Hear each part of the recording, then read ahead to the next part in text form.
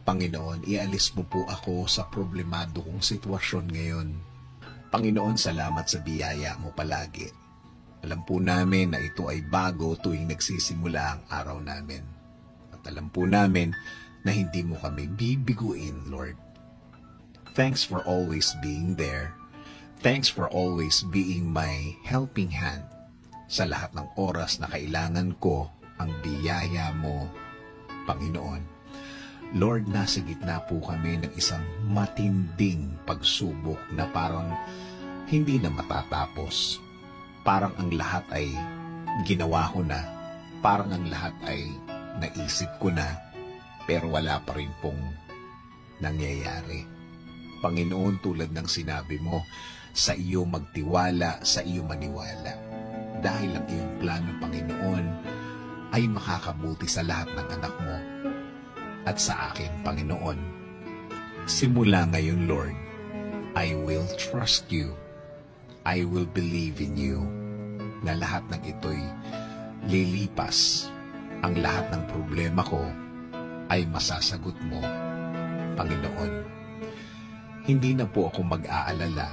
Hindi na po ako magiging worried sa bawat oras.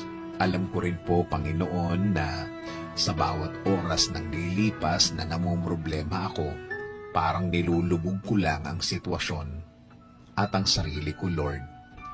From now on, ibibigay ko na ito sa iyo lahat. Bibigay ko na ng buong buo at magiging buong buo na din ang pagtitiwala ko po sa inyo. Alam ko po na mag-iiba ang kinalalagyan ko dahil sa gagawin kong ito, na para bang ibinigay na ng anak ang lahat sa kanyang ama, na ang lahat ng nararamdaman ko ay mapapalitan na ng saya sa loob ng aking pagkatao. Kaya, Panginoon, buong puso kong ipinapasa sa inyo ang matinding problema ko sa aking buhay ngayon. At Lord, wala po akong ititira na sama ng loob.